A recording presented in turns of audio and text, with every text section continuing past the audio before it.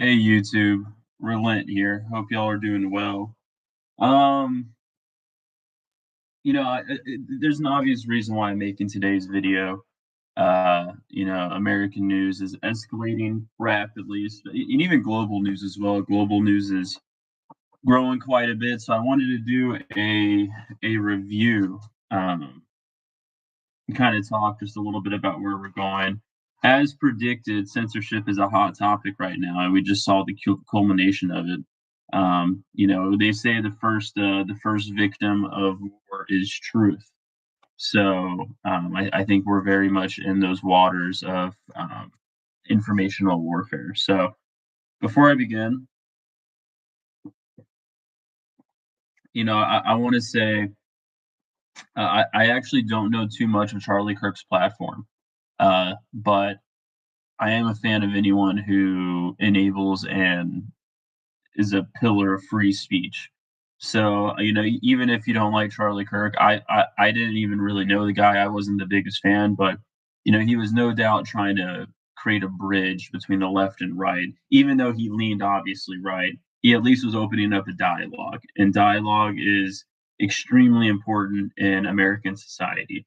It's it's probably the single foundation of our whole entire society and culture is freedom of expression and freedom of speech. So there are other issues in the world, but um, you know we created this American experiment so violence would be a last resort, because before liberty and the Constitution, pretty much this stuff was the status quo. If you spoke out against the king and the tent, you got shot and killed. So we started a revolution to avoid that. Now, don't get me wrong, violence, people say violence isn't the answer. Sometimes it is. Historically speaking, sometimes violence is no doubt the answer. This was not one of those cases. No matter if you agree or disagree with them, he wasn't breaking the law, which is important because people want to say, oh, it's worth it. He wasn't breaking the law. He was exercising his First Amendment on university grounds, no less. And all things aside, you can hate the guy, but he seemed like a decent dude. Married with kids, and he was trying to bridge the gap between the great divide in our society. So, um, I hate this thing, but of course, prayers to the family. I'm not a perfect Christian, but I'm Christian, so prayers to the family. But all right, so that aside, let me go ahead and get into context of the boiling point, which is where I'm able to give some perspective. So for those who haven't listened to me before, I know I have a small following. Is I studied U.S. history for 5 years at a top 100 school, uh, Texas A&M, and I studied U.S. history. I also studied Russian, European, Asian, and like prehistoric history. But my main focus was U.S. history pre-World War One. Now, on the side note, even back then, but ever since, I have studied specifically intelligence agencies and the deep state, just because I think they hold quite a bit of power, maybe even beyond the Constitution. And so I've studied that relationship over the last few decades. My proudest take was calling the Twitter files. I called the Twitter files years in advance, and I do think it's going to be bigger than Watergate. So, um, yeah. So, and also for those who have never listened, the two hills I'll die on, and I believe very strongly as an American, is the two-party system is outdated. We need a new one. We just need a third party or a third party system. Something. We need something different. And then two is censorship, which is a huge threat because online censorship was my main concern. But that ties into my first core thing I wanted to talk about, which is Charlie Kirk. So not I'm not even gonna get into Charlie Kirk, but the fact is this assassination is the ultimate form of censorship. It's one thing to hit an algorithm, it's another thing to shut someone up, it's another thing to end their life over a opinion or political ideology. So, this isn't the first time that assassinations have happened. Assassinations are time and time again, the most dangerous form of violence. Someone tried killing Reagan back in the day. I think Bush had an attempt. Trump uh, was the big one that was missed earlier this December. So, and previously before that, you had the most famous one, in my opinion, JFK. JFK getting shot, I believe, was deep state CIA, but that happened. And then way before that, you had like Lincoln and a couple other those old school presidents. So this isn't the first time assassination happened, but let me tell you, it is a sign of things to come. So when you look at JFK, JFK was different because, crazy enough, we were actually more stable as a society in the '60s. So even though there was the threat of the commies, the Cold War, so we could kind of distract ourselves. We don't really have that distraction now. We have stuff's popping up globally, which I'm going to get into in a second. But as far as this Charlie Kirk escalation, it's America and America alone. It's a pure culture clash. So I don't think a civil war is going to happen, actually. And the main reason I don't think a civil war is going to happen is I believe people are too lazy. I think we've become too, and I'm one of them. I think we've become too complacent as a society and just maybe too bogged down. We're all working so damn hard. We're trying to keep what wealth we have. So I don't think there's going to be like a lot of people in the streets. I frankly just don't think I don't think the average American is there yet.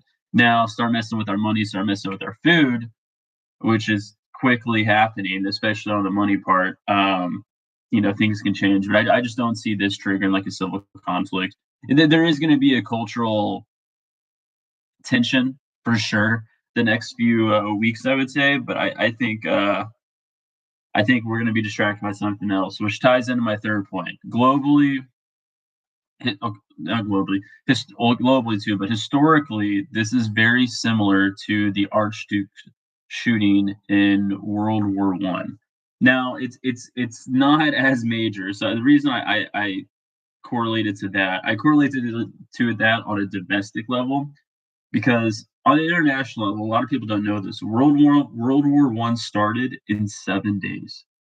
In 7 days, we went from world peace to 50, I think it was like 30 countries, maybe. There was a lot of countries in the beginning that were all at war because what happens is one country goes to war and then alliances happen. So usually this is a symptom of a greater conflict. Now, a lot of people say it's going to be just like a civil war. I don't think it's going to happen. What I think is going on, and I'm curious what they find in the investigation to see if there was foreign influence because some big global news that happened recently. The big one that caught my eye is apparently Congress brought evidence that Europe interfered in our 2024 election. That's huge news because with like Russia and China and like even Iran and all these other countries, we expect the worst. We're not in treaties with them. So you know, they're not our enemy, but they're not our allies. So it's kind of like, what can they really promise us? But when it comes to our allies in Europe, those are some of our closest and oldest allies. And not only that, we own their economies for the most part. So if that's the case, we're going to become a much more isolationist country or team up with Russia and China, which could be interesting. Now, it kind of, especially China, it hurts with my American, values, but it's a conversation to be had. So that's happening globally, not to mention Russia, Article 4 got initiated with NATO, which is it's saber rattling. This isn't the first time they did it in 2014. It is close. It is crazy, but I don't see anything happening unless Russia just declares Armageddon. But I don't think they would do that. So that's happening, and then the stuff with Israel and Gaza, which I'm not the biggest expert on, but I'm not really. It's not a good situation. It's a genocide, plain and simple, and we shouldn't be we shouldn't be as willing to enable Israel as we do.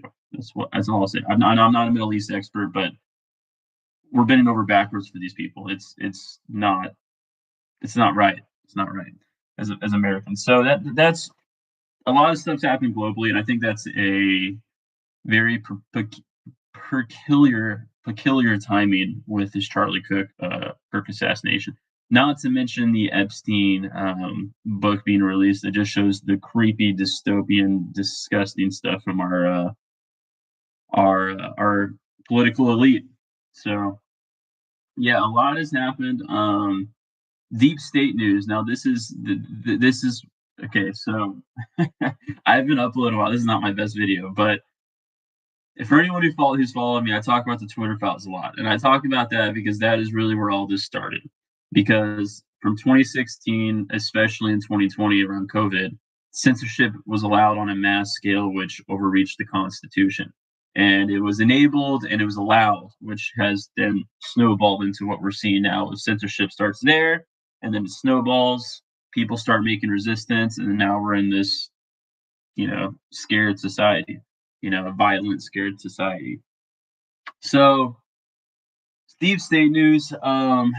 Hillary's under the microscope. Bill Clinton is too, because Bill's obviously with Epstein. So their stuff's coming to light. But on the intelligence side, there was news that came out recently that Obama from 2016, was it 2016 or 2020? No, 20. So yeah, Obama got caught giving the order to intelligence agencies to get in Trump's way about Russian disinformation. So that is coming to light. I don't think he'll go to jail. I think he has presidential immunity, but I do think that's a part of such the culture clash that's the Trump assassination, all that. And don't get me started on the tribalism with everyone involved. I'm talking about the tip of the top people. A lot of the cultural backlash stems from the intelligence activity that overreached the Constitution. And we're seeing the effects of this now. So I just want to tell everyone who listens and on both sides that we are Americans first. We're not a Republican first. We're not a conservative first. We're not any of that. We are Americans first by law. And if you want to move to another country, move to another country. But as long as you're here, this is a place of free speech. This is a place of dialogue. This is a place where you can openly express yourself as long as it's not immediately hurting another person. Or you know what I mean? As long as it's no, actually, no, screw and limiting. If it's on a university campus or a public property, which universities I believe are, you can say anything. That is our right as Americans. There's my southern draw code out. But that's our right as Americans. So to anyone who is agreeing with the Charlie Kirk shooting and like cheering that on, violence is not the answer. We fought a war over this, and we've continually fought. We fought a revolution, and then we've had to fight constant wars because of our ability to have those hard conversations. So, is he a martyr? I mean, yeah, he died. So by definition, he's a martyr. But I think he's going to be a rallying point. Okay, so let's go to my little patriotic speech. But let's go to America. So I talked internationally a little bit. I think the markets economically is going to be affecting that a lot in the next few months.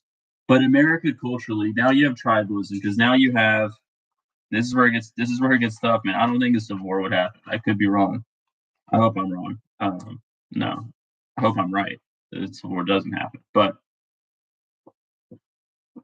so you have on one side, so you have three types. You got moderates, which I'm part of the moderate. I lean a little right, but also I have issues with like them being anti-LGBTQ, which not about childcare, but like, I believe in gay rights and even pro-choice to an extent.